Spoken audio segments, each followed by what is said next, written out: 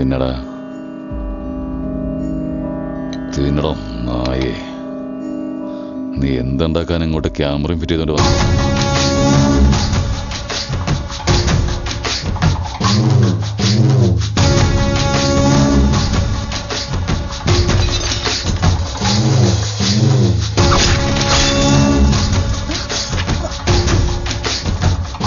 കല്യാണത്തിന് മുമ്പ് കൊച്ചുണ്ടാവണമെന്ന് വലിയ ആഗ്രഹമായിരുന്നല്ലേ ഡി ഉഷാറാണി? അമ്പലത്തിലെ പൂജാരി ലെറ്റർ എഴുതിയിരുന്നു സർ. ഇയാൾക്ക് എന്തിന്റെ കേടാ?